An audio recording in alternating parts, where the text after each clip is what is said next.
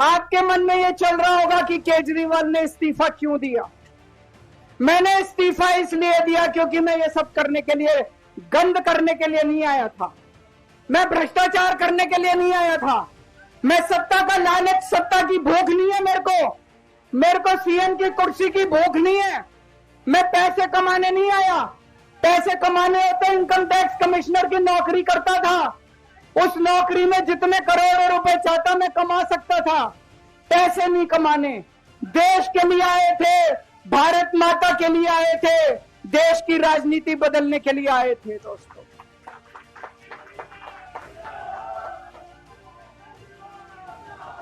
इन नेताओं को फर्क नहीं पड़ता। इन नेताओं की मोटी चमड़ी है, इनके ऊपर जितने मर्जी आरोप लग जाए, इन नेताओं को फर्क नहीं पड़ता। दोस्तों, मैं नेता नहीं हूं, मेरी मोटी चमड़ी नहीं है, मेरे को फर्क पड़ता है। मेरे पे जब ये कीचड़ फेंकते हैं बीजेपी वाले, मेरे को जब ये चोर कहते हैं, मेरे को जब ये भ्रष्टाचारी कहते हैं, मेरे को जब ये गाली देते हैं, मेरे को फर्क पड़ता है। आज मैं बहुत दुखी हूं, आज मेरी आत्मा पीड़ित है, मैं अंदर से बहुत दुखी हूं और इसीलिए मैंने इस्तीफा दिया। मैंने अपनी जिंदगी में केवल इज्जत कमाई है, मैंने अपनी जिंदगी में केवल ईमानदारी कमाई है। मेरे बैंक में कोई पैसा नहीं है, मेरी पार्टी के बैंक में कोई पैसा नहीं है, मैंने केवल इज्जत कमाई है। आज 10 साल के बाद जब मैंने इस्तीफा दिया है, थोड़े दिन में मैं सीएम का बंगला छोड़ दूंगा। आज दिल्ली के अंदर मेरे पास घर भी नहीं है रहने के लिए। मेरे को कई लोग कहते हैं, कैसा आदमी है यार तू, 10 साल राजनीति करी, 10 साल सीएम रह गया, 10 साल में तो 10 कोठियां बन जाती, 10 घर बन जाते, 10 प्लॉट बन जाते। मैंने कुछ नहीं कमाया 10 साल के अंदर, केवल आपका आशीर्वाद कमाया, आपका प्यार कमाया है 10 साल के अंदर।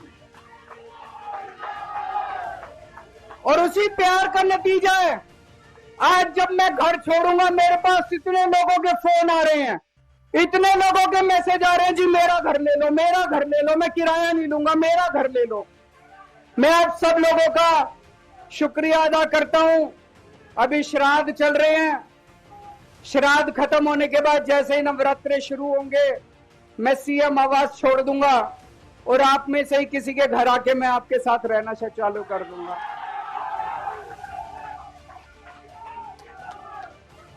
इन्होंने, मोदी जी ने हमारे ऊपर सबसे कठोर कानून लगाया, इस देश का ईडी का कानून, पीएमएलए। उसमें बेल भी नहीं मिलती, उसमें बेल भी नहीं मिलती, लेकिन केस फर्जी था। मैं शुक्रिया अदा करता हूं सुप्रीम कोर्ट का, उन्होंने हम सबको बेल दे दी, क्योंकि उनको भी पता था कि केस खत्म है, केस बेकार है। उन्होंने हम सबको बेल दे दी। लेकिन जैसे मैंने कहा, मैंने केवल ईमान, जब मैं जेल से आया, मैंने मन में सोचा था, जब तक कोर्ट मेरे को बाइज्जत बरी नहीं कर देता, मैं दोबारा कुर्सी पे नहीं बैठूंगा। लेकिन मेरे को वकीलों ने कहा, यह केस अभी 8 साल चल सकता है, 10 साल चलेगा, 15 साल चलेगा, यह केस का कोई भरोसा नहीं है, यह केस अभी बहुत लंबा चलेगा। तो मैंने तय किया, मैं अपनी जनता की अदालत में जाऊंगा, जनता से पूछूंगा कि जनता मेरे को बताए कि मैं बेईमान हूं कि मैं ईमानदार हूं। मैं दाग के साथ नहीं जी सकता, दाग के साथ काम करना तो दूर की बात है, मैं इस दाग के साथ मैं जी भी नहीं सकता, मैं जिंदा भी नहीं रह सकता। मैं आपसे पूछना चाहता हूं, अगर मैं बेईमान होता, क्या मैं दिल्ली में बिजली फ्री कर सकता था? दिल्ली में बिजली फ्री करने के 3000 करोड़ रुपए लगते हैं।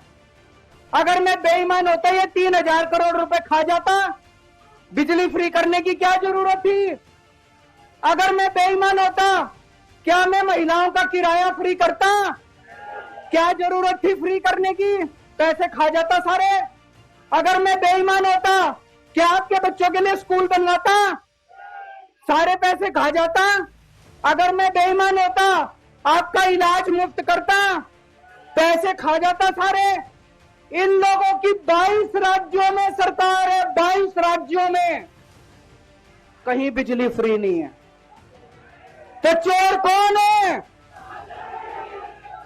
इनकी 22 राज्यों में सरकार है, कहीं महिलाओं का किराया फ्री नहीं है। तो चोर कौन है? आज आपके बीच में आया हूं, आपसे पूछने के लिए आया हूं, केजरीवाल चोर है या केजरीवाल को जेल भेजने वाले चोर हैं?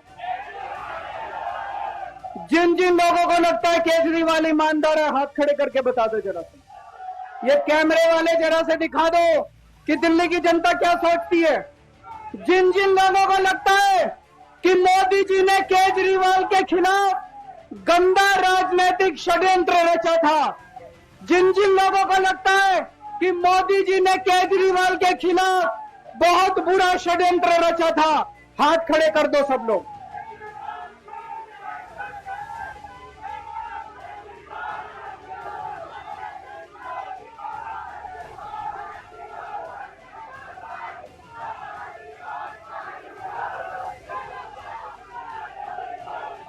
एक बात और करना चाहता हूं आज आपसे। एक बात और करना चाहता हूं, बड़े ध्यान से सुनना। एक बात और बहुत जरूरी बात है, सारे जने बड़े ध्यान से सुनना।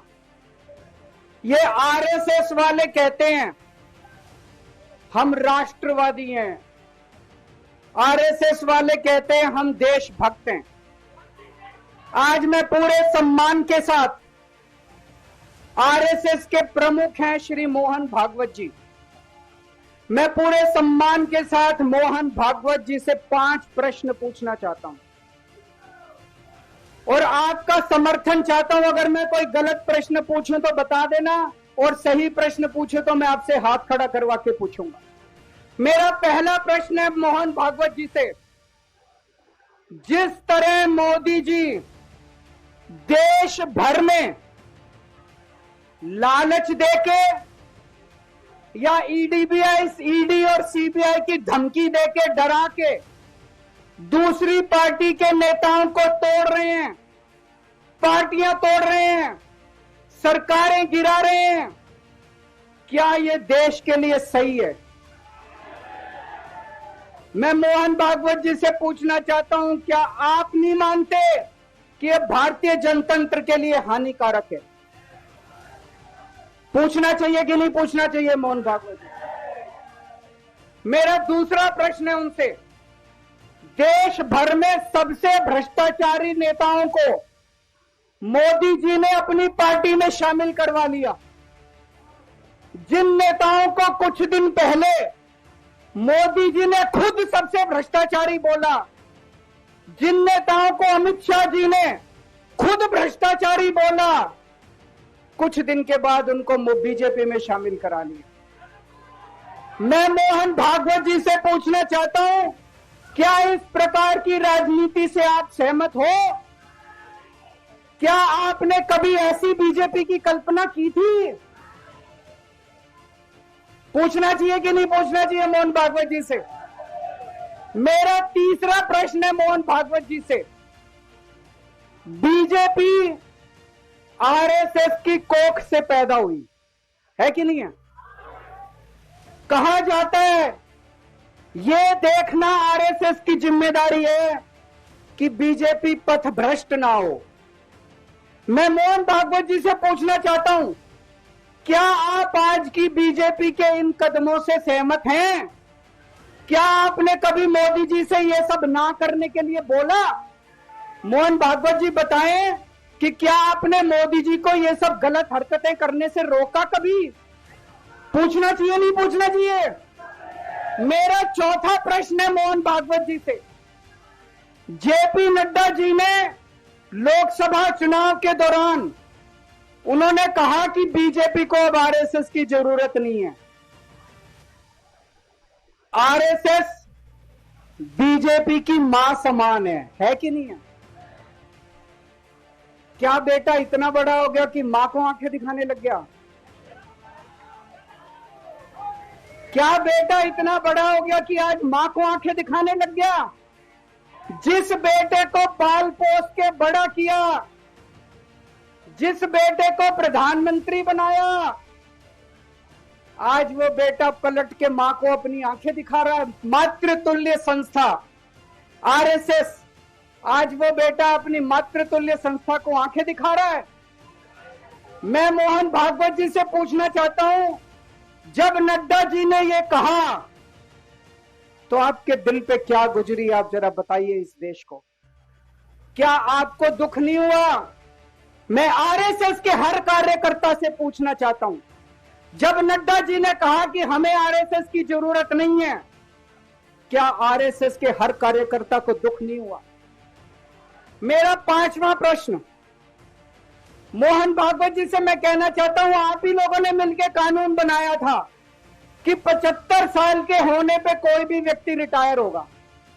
इस कानून के तहत आडवाणी जी को रिटायर कर दिया, मुरली मनोहर जी जैसे बड़े बड़े नेताओं को रिटायर कर दिया, बीसी खंडूरी जी को रिटायर कर दिया, कलराज मिश्र को रिटायर कर दिया, शांता कुमार को और पता नहीं कितने लोगों को रिटायर कर दिया। अब अमित शाह जी कह रहे हैं कि यह नियम मोदी जी पे लागू नहीं होगा। तो मैं मोहन भागवत जी से पूछना चाहता हूं, क्या आप इससे सहमत हो कि जो नियम आडवाणी जी पे लागू हुआ वो मोदी जी पे लागू नहीं होना चाहिए? आप ये पूछना चाहते हैं कि नहीं पूछना चाहते? पूरा देश आज मोहन भागवत जी से ये प्रश्न पूछना चाहता है। एक और बात रखना चाहता हूं मैं, प्रश्न के रूप में नहीं है। आज हमारे देश के अंदर शिक्षा व्यवस्था का बहुत बुरा हाल है। जिनके पास पैसा है वो अपने बच्चों को प्राइवेट स्कूलों में भेज देते हैं, जिनके पास पैसा नहीं है वो मजबूरी में सरकारी स्कूलों में भेजते हैं। 75 साल के अंदर सरकारी स्कूलों का बेड़ा गर्क कर दिया हर सरकार ने इस देश के अंदर। लेकिन ऊपर वाले की कृपा है कि ऊपर वाले ने इस देश को एक मनीष सिसोदिया दे दिया। 75 साल के बाद इस देश में एक ऐसा शख्स आया जिसने गरीबों के बच्चों को भविष्य की एक उम्मीद दी। एक रिक्शे वाले का बेटा, मजदूर का बेटा, किसान का बेटा, जिसे कोई उम्मीद ही नहीं बची थी कि मेरे बच्चे बड़े होकर कुछ बन सकते हैं, आज उनके बच्चों को अच्छी शिक्षा देकर मनीष सिसोदिया ने उनको उम्मीद दी है। ऐसे मनीष सिसोदिया को प्रधानमंत्री मोदी जी ने 2 साल जेल में रखा। मनीष सिसोदिया की जिंदगी उसकी अपनी जिंदगी नहीं है। मनीष सिसोदिया की जिंदगी देश की जिंदगी है। मनीष सिसोदिया का एक एक जिंदगी का पल इस देश का पल है। ये 2 साल मनीष सिसोदिया के खराब नहीं हुए, ये 2 साल इस देश के खराब हुए हैं। अगर आज मनीष सिसोदिया जेल के बाहर होता, न जाने कितने और नए स्कूल बनते, न जाने कितने बच्चों को शिक्षा मिलती। तो मैं मोहन भागवत जी से भी पूछना चाहता हूं कि क्या आरएसएस इस किस्म की हरकतों से सहमत है? ये सारे प्रश्न आज मैंने मोहन भागवत जी के सामने रखे। मैं उम्मीद करता हूं कि वो इन प्रश्नों के जवाब देंगे। और ये प्रश्न केवल मोहन भागवत जी के लिए नहीं है। इस देश से प्यार करने वाले हर शख्स, इस देश के हर देशभक्त को, भारत माता की पूजा करने वाले भारत माता के हर सपूत को मैं ये प्रश्न पूछना चाहता हूं, इस पे चिंतन जरूर करना। आरएसएस के हर व्यक्ति से मैं कहना चाहता हूं, आपको हो सकता है केजरीवाल पसंद ना हो, आपको हो सकता है आम आदमी पार्टी पसंद ना हो, लेकिन देश की खातिर इन मेरे उठाए गए मुद्दों पे चिंतन जरूर करना दोस्तों। ये आने वाला चुनाव मामूली चुनाव नहीं है। ये दिल्ली का आने वाला चुनाव केजरीवाल की अग्नि परीक्षा है। अगर आपको लगता है केजरीवाल ईमानदार है तो केजरीवाल को वोट देना। अगर आपको लगता है केजरीवाल बेईमान है, मुझे कतई वोट मत देना। ये जो झाड़ू है ना, ये जो झाड़ू है, ये झाड़ू अब चुनाव चिन्ह नहीं है, ये झाड़ू चुनाव चिन्ह नहीं है आम आदमी पार्टी का, ये झाड़ू आस्था का प्रतीक है। जब एक आदमी वोट डालने जाता है और झाड़ू का बटन दबाता है तो अपनी आंख बंद करके पहले भगवान का नाम लेता है। झाड़ू का बटन दबाता है तो वो मन में सोचता है कि मैं ईमानदारी का बटन दबा रहा हूं।